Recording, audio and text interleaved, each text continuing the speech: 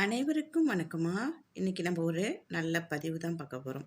இதை படத்தை பார்த்தோன்னே உங்களுக்கு தெரிஞ்சிருக்கும் இது என்னன்னு. ஆமாங்க, இது மயிலிறகு தான்.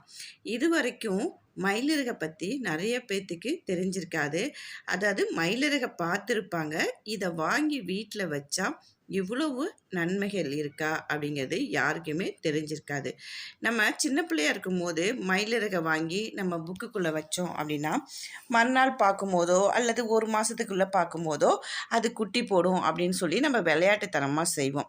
ஆனால் இந்த மயிலிறகுக்கு நம்ம வீட்டில் வைக்கும்போது நம்மக்கிட்ட இருக்க எல்லா பிரச்சனைகளும் தீந்துரும். அதாவது தீய சக்திகள் நம்மளை அண்டவே அண்டாது. வீட்டில் இருக்க வாஸ்து பிரச்சனைகள் இருந்தால் தீங்கிரும் அப்படிங்கிறதெல்லாம் யாருக்குமே இது வரைக்கும் தெரிஞ்சிருக்கான வாய்ப்புகள் கிடையாது.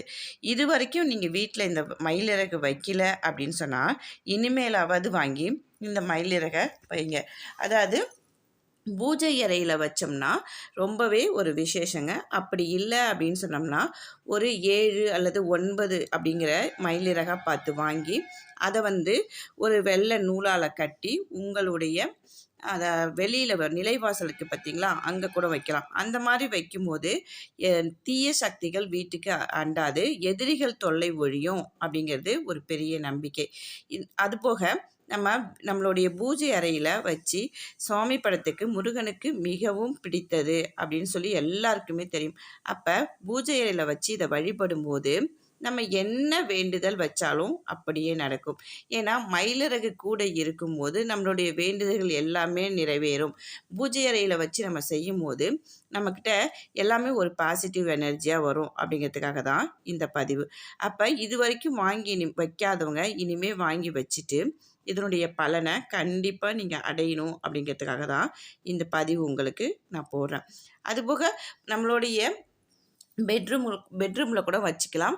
அதை விட நம்மளுடைய ஹால் சொல்லுவோம் பார்த்திங்களா, அந்த மாதிரி இடத்துல கூட வச்சு நம்ம வழிபட்டுக்கலாம். எங்கே உங்களுக்கு வசதியோ நம்ம வீட்டில் ஒரு மயிலிறகாவது இருக்கிறது அப்படிங்கிறது ரொம்பவே விசேஷங்க.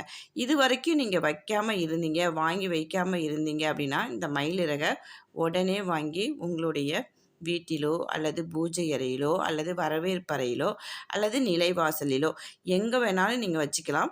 உங்கள் கிட்ட இருக்க எந்த பிரச்சனையாக இருந்தாலும் இந்த மயிலிறகு கிட்ட நம்ம வைக்கும்போது எல்லா பிரச்சனைகளும் தீந்துரும் அப்படிங்கிறது ரொம்பவே ஒரு பெரிய ஐதீகம்.